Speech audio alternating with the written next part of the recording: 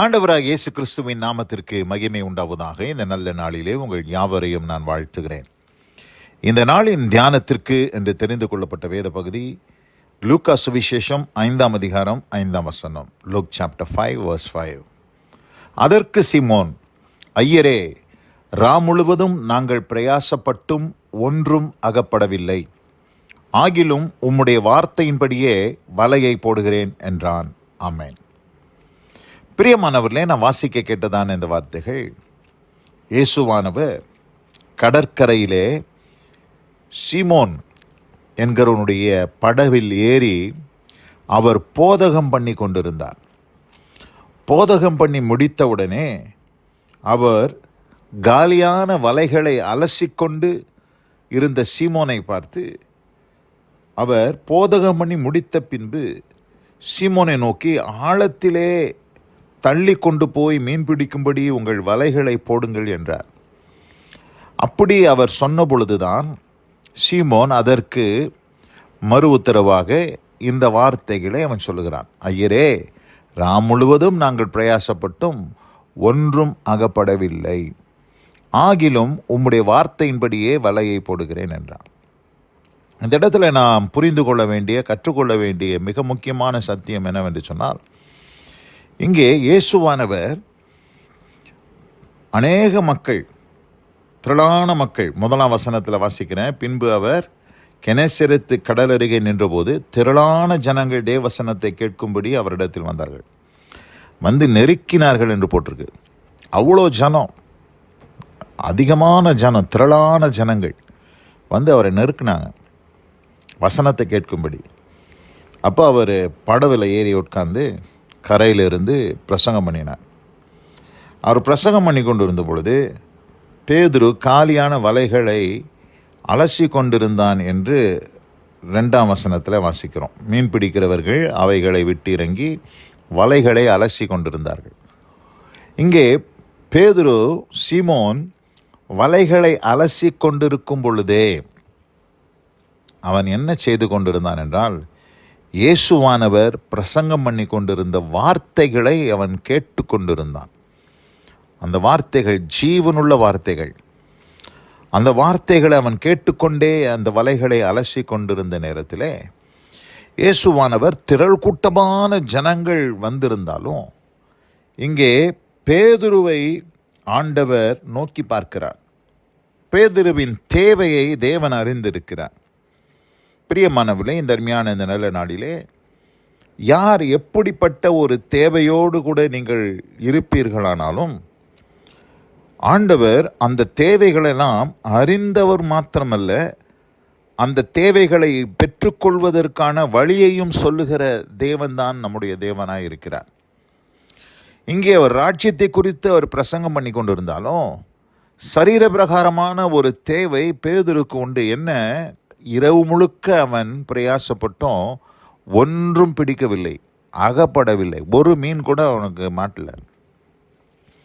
அப்படி இருக்கும்போது இங்கே ஆண்டவர் திரள் கூட்டமான மக்களுக்கு பிரசங்கம் பண்ணிவிட்டு பேதுருவின் தேவையை ஆண்டவர் சந்திக்கிறார். அருமையான இந்த நல்ல நாளிலே இந்த செய்தியை கேட்டுக்கொண்டிருக்க அன்பான சகோதரி சகோதரியே, உங்களுடைய பர்சனல் நீட்ஸ், நீங்கள் முதலாவது தேவனுடைய ராஜ்யத்தை நீங்கள் தேடும்போது, அவருடைய நீதியை நீங்கள் தேடும்போது, நிச்சயமாக உங்கள் தேவைகளையும் ஆண்டவர் சந்திப்பதற்கு போதுமானவராக இருக்கிறார். இங்கே பேதுரு முதலாவது தேவனுடைய ராஜ்யத்தை தேடும்படியாய், தேவனுடைய வார்த்தையை கேட்கும்படியாக அங்கே வலைகளை அலசிக்கொண்டே அதை கேட்டுக்கொண்டிருந்தான். ஆனால் ஆண்டவர் அவன் தேவைகளையும் சந்திக்கிறார். என்ன சொல்லுகிறார்? ஆழத்திலே தள்ளி கொண்டு போய் மீன் பிடிக்கும்படி உங்கள் வலைகளை போடுங்கள் என்றார். அவன் கேட்கல ஆண்டவர்கிட்ட வந்து, ஆண்டவரே, எனக்கு இப்படி ஒரு தேவை இருக்குது, நான் ராத்திரியெல்லாம் மீன் பிடிச்சேன், ஒன்றும் அகப்படலை, ஏதாச்சும் ஒரு வழி சொல்லுங்கன்னு கேட்கல.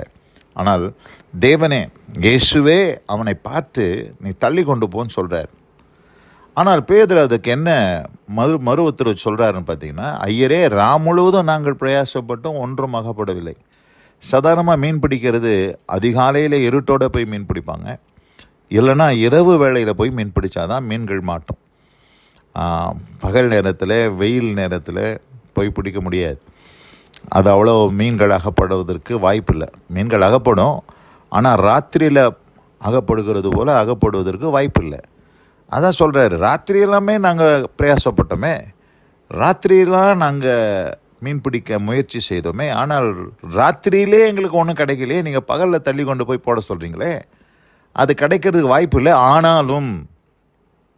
ஆகிலும் அங்கே அவன் சொல்கிற வார்த்தையை பாருங்கள், ஆகிலும் உம்முடைய வார்த்தையின்படியே வலையை போடுகிறேன்.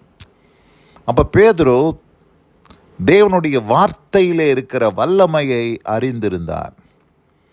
அவர் அவ்வளவு நேரம் கேட்டுக்கொண்டிருந்த பிரசங்கம், அவ்வளோ நேரம் கேட்டுக்கொண்டிருந்த உபதேசம் அவருடைய இருதயத்திலே ஒரு கிரியையை நடப்பித்திருந்தது. பிரியமானவர்களே, நம்முடைய வாழ்க்கையில் கூட நம்ம பல காரியங்களை செய்து தோல்வி அடைகிறோம், பல காரியங்களை செய்து ஏமாற்றம் அடைகிறோம், பல காரியங்களை செய்து வெறுமையாக்கப்படுகிறோம்.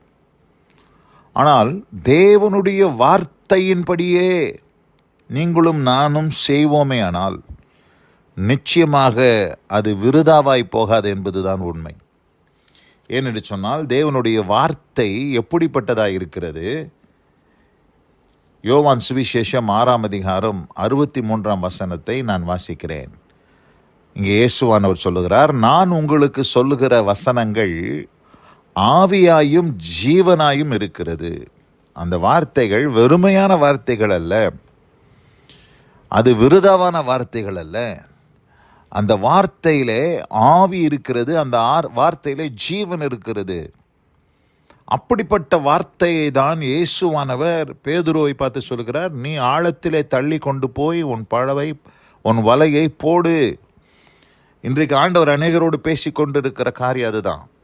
நீங்கள் ஆழத்தில் தள்ளி கொண்டு போய் உங்கள் வலையை போடுங்க. நிச்சயமாக ஆண்டவர் உங்களுக்கு ஒரு பெரிய அற்புதத்தை செய்வதற்கு போதுமானவராக இருக்கிறார். பேதுரு அங்கே சொன்னது போல, ஆகிலும் ராத்திரியெல்லாம் பிரயாசப்பட்டோம், ஒன்றும் கிடைக்கல, ஆகிலும் நீர் உரைத்த வார்த்தையின்படியே நான் வலையை போடுகிறேன் என்றான். அப்படி அவன் போட்ட பொழுது 6ஆம் வசனம், லூக்கா சுவிசேஷம் 5ஆம் அதிகாரம் 6ஆம் வசனம், அந்தபடியே அவர்கள் செய்து தங்கள் வலை கிழிந்து போகத்தக்கதாக மிகுதியான மீன்களை பிடித்தார்கள். பாருங்க, காலியான வலை இப்பொழுது மிகுதியான மீன்கள் வலை கிழிந்து போகத்தக்கதாக, காலியான வலைகளை அலசி கொண்டிருந்த ஒரு அனுபவத்தை நாம் பார்க்கிறோம். இப்பொழுது மிகுதியான வலையே கிழிஞ்சு போகிற மாதிரி மிகுதியான மீன்களை அங்கே பிடிக்கத்தக்கதான ஒரு சூழ்நிலை மாறினது. இதில் வாட் இஸ் த டிஃப்ரென்ஸ்? இங்கே என்ன வித்தியாசமான காரியத்தை இங்கே செஞ்சாங்கன்னா, ராத்திரியெல்லாம் பிரயாசப்பட்டது அவனுடைய சொந்த முயற்சி, மாம்ச பிரயாசம். ஆனால் இங்கே ஆழத்தில் தள்ளி கொண்டு போய் உன் வலையை போடுன்னு சொன்னது தேவனுடைய வார்த்தையின்படி செய்த காரியம். அப்போ தேவனுடைய வார்த்தையின்படி செய்த உடனே அங்கே ஒரு அற்புதம் நடந்ததை நாம் பார்க்கிறோம். பிரியமானவர்களே, இந்த நாளில் கூட உங்கள் வாழ்க்கையில் விருதாவாய் வெறுமையாய் நீங்கள் உங்கள் வாழ்க்கையில் காரியங்களை அடையாதபடிக்கு எல்லாவற்றையுமே தேவனுடைய வார்த்தை என்ன சொல்லுதோ அதன் பிரகாரம் செய்யுங்க. நிச்சயமாக உங்கள் வாழ்க்கையில் பலன் உண்டு. தர்மியான இந்த நல்ல நாளிலே இந்த வார்த்தையை கேட்ட உங்கள் ஒவ்வொருவரையும் கர்த்தர் தாமே ஆசீர்வதித்து காப்பாராக. God bless you all. Amen, amen. நாம் ஜெபிப்போம். எங்கள் அதிகமாய் நேசிக்கிற எங்கள் அன்பின் பரலோக பிதாவே, ஐயரே, ராம் முழுவதும் நாங்கள் பிரயாசப்பட்டும் ஒன்றும் அகப்படவில்லை, ஆகிலும் உம்முடைய வார்த்தையின்படியே வலையை போடுகிறேன் என்று பேதுரு சொன்னது போல நாங்களும் எங்கள் வாழ்க்கையில் உம்முடைய வார்த்தையின்படியே காரியங்களை செய்வதற்கு எங்களுக்கு கற்றுத்தாரும். அதன்படி செய்வதற்கு எங்களுடைய அனுபவம் அப்படிப்பட்டதாய் உண்டாக கர்த்தர் கிருபை செய்தரும். இந்த நாளிலே வசனம் கேட்ட பிள்ளைகள் ஒவ்வொருவருக்கும் அப்படிப்பட்ட அனுபவத்தை தந்தல்வீராக. ஆசீர்வதியும் இயேசு கிறிஸ்துவின் வல்ல நாமத்தில் பிதாவே. ஆமேன், ஆமேன்.